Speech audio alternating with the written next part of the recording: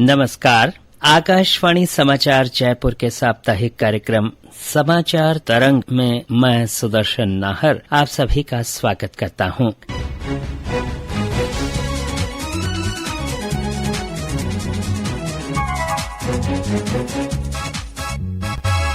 श्रोताओं, देश में लोकसभा चुनाव के लिए कार्यक्रम की घोषणा कर दी गई है और उसी के अनुसार चुनाव आदर्श आचार संहिता लागू हो गई है। राज्य में 2 चरणों में 19 और 26 अप्रैल को मतदान होगा। मुख्य चुनाव आयुक्त राजीव कुमार ने आयोग के सदस्यों ज्ञानेश कुमार और सुखबीर सिंह संधू के साथ शनिवार को नई दिल्ली में आयोजित प्रेस वार्ता में आम चुनाव के कार्यक्रम की विस्तार से जानकारी दी। We'll do it in 7 phases, as was done last time. 7 phases. Phase 1 will start from 20th March notification, 5 days from now, and last date of withdrawal would be 30th March and date of poll would be 19th of April. इसमें phase 1 का schedule एक दिन से हमें 2 बार करना पड़ रहा है। फिर बिहार के लिए वहां एक फेस्टिवल है, तो नोटिफिकेशन की डेट सेम है, लेकिन बस लास्ट डेट ऑफ विड्रॉल हमें 30 मार्च की जगह 2 अप्रैल सिर्फ बिहार के फर्स्ट फेज के लिए करनी पड़ रही है, क्योंकि वहां त्योहार है। और 19 अप्रैल को यहां वोटिंग होगी और पूरी कंट्री में 4 जून को काउंटिंग होगी। So phase 1 this will look like this.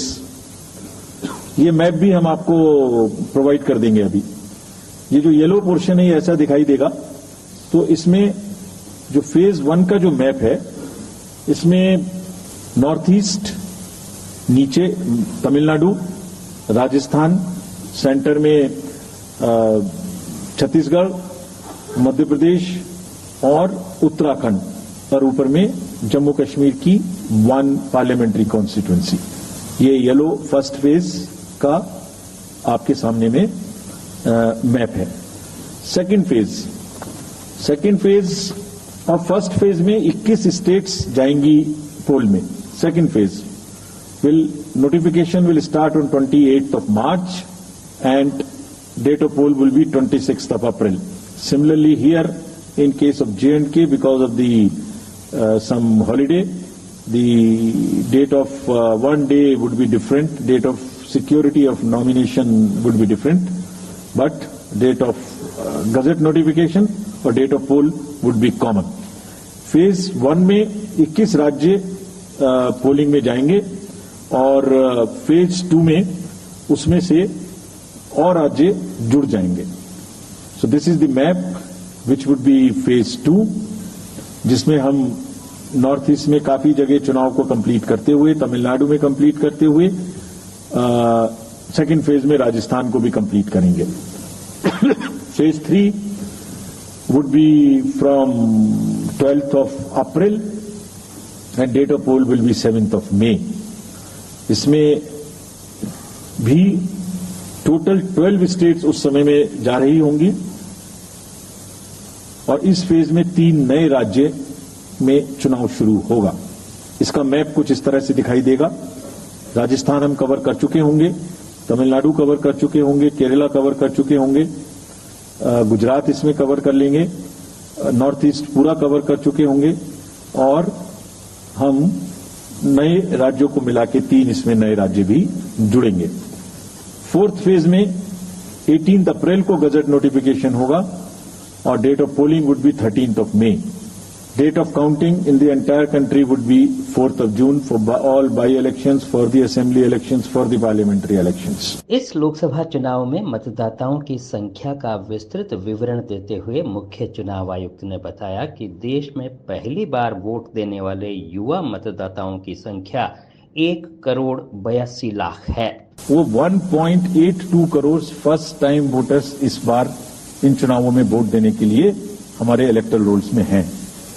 और अगर इसको हम 20 से 29 साल के वर्ष में देखें, वो भी तो यंग ही हैं, कोई अभी बड़े तो हुए नहीं हैं, तो 18 से जो 29 हैं वो करीब 21.5 लाख वोटर हैं। 1,80,00,000 18 से 19 और 20 से 29 में 19.74 करोड़, यानी 21.5 करोड़ वोटर्स एब्सोल्युटली यंग जो कि डेमोक्रेसी में भाग लेंगे और अपना फ्यूचर अपने से डिसाइड करेंगे, because they are the biggest stakeholders in the democracy, because they have a larger time to contribute in the society. वरिष्ठ नागरिकों और दिव्यांग मतदाताओं को घर से मतदान की सुविधा उपलब्ध कराने के बारे में भी श्री राजीव कुमार ने विस्तार से जानकारी दी। 85 प्लस जितने वोटर्स हैं उनके हम घर जाके वोट लेने के लिए तैयार हैं। नॉमिनेशन से पहले सबके घर में हम फॉर्म 12D पहुंचाएंगे। देश के कुछ हिस्से में घर से वोटिंग हो चुकी है असेंबली इलेक्शंस में, कुछ राज्यों में अभी नहीं हुई है।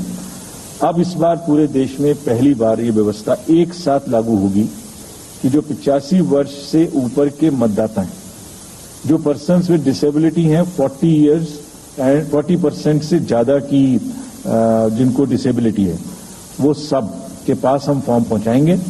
अगर वो ये ऑप्ट करेंगे कि वो फॉर्म वो बूथ पर नहीं आना चाहते, घर से करना चाहते, तो हम घर में जाएंगे, एक आदमी का वोट लेने घर में जाएंगे।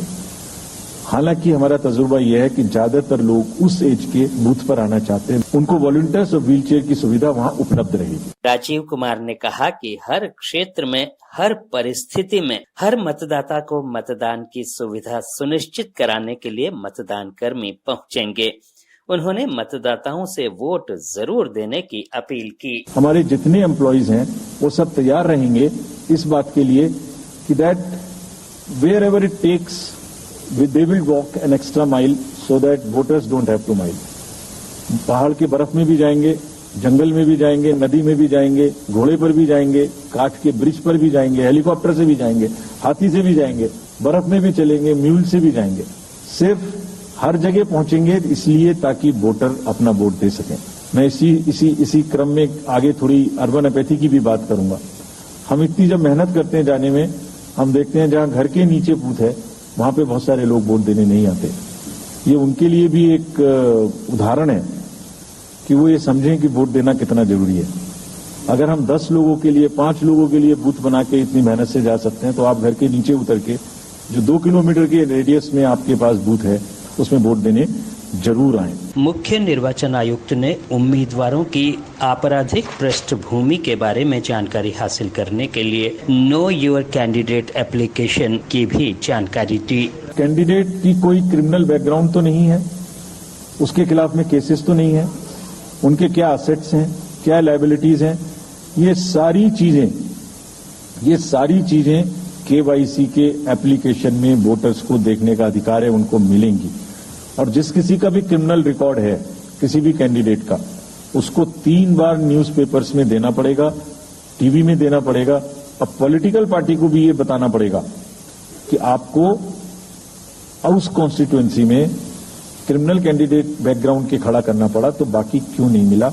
आप बताइए, what is the basis of the selection of a candidate who has a criminal background.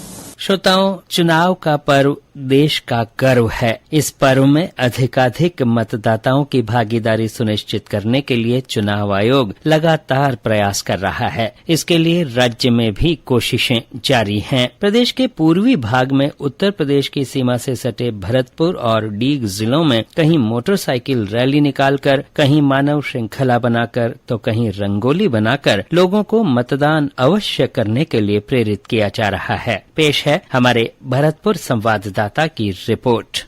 आगामी लोकसभा चुनावों को लेकर निर्वाचन विभाग की ओर से भरतपुर में मतदान के प्रति आमजन में जागरूकता लाने के उद्देश्य से स्वीप कार्यक्रम चलाया जा रहा है। स्वीप कार्यक्रम के तहत नुक्कड़ नाटकों के माध्यम से आमजन में मतदान की अलख जगाई जा रही है और मतदाताओं को निर्भीक होकर मतदान करने के लिए प्रेरित किया जा रहा है। तो वहीं साइकिल रैली, बाइक रैली सहित मानव श्रृंखला बनाकर मतदान के महत्व को भी बताया जा रहा है।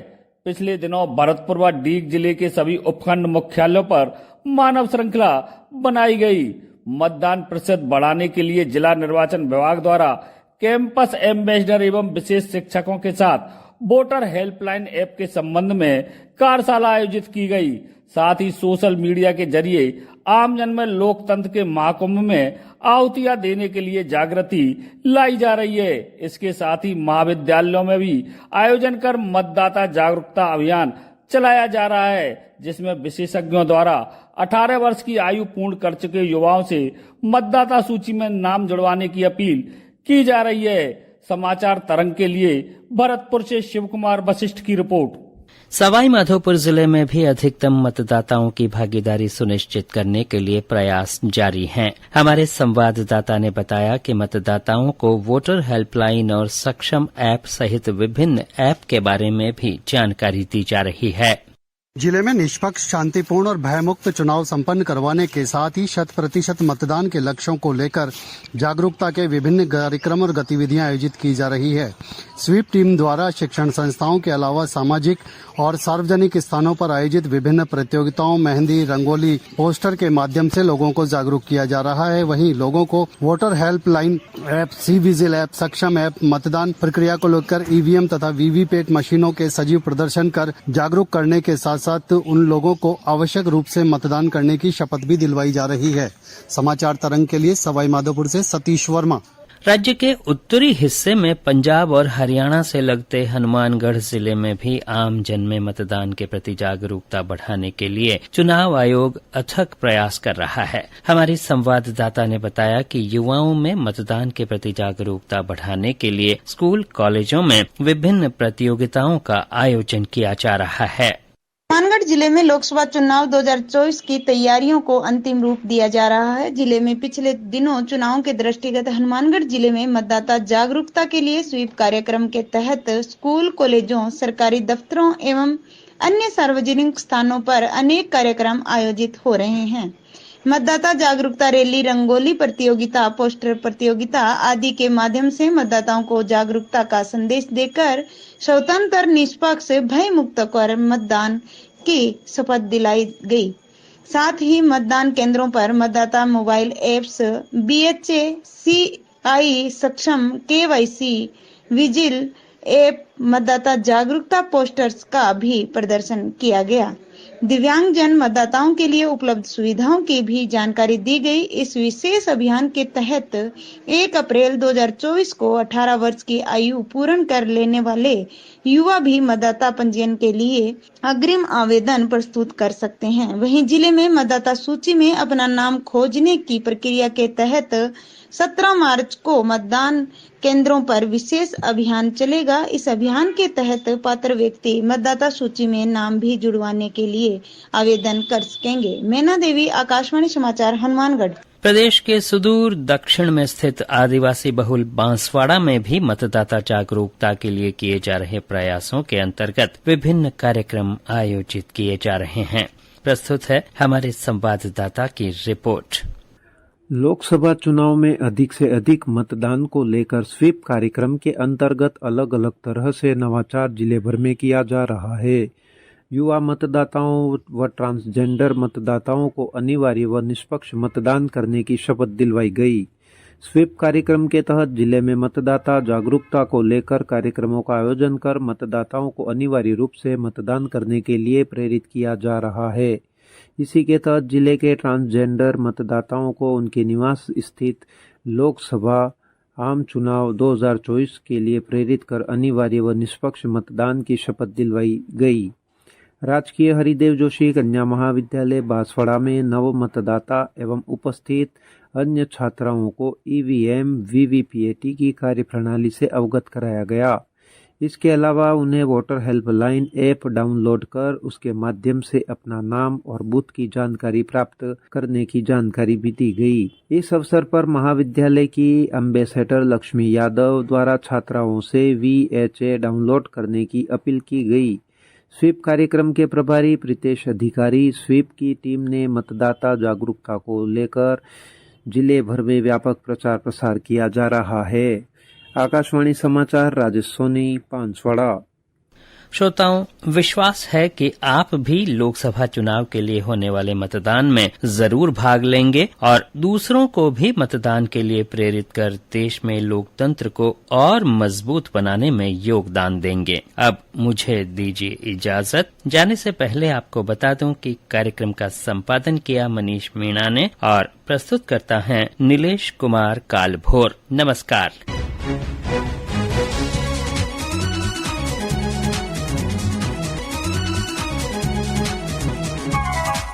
है।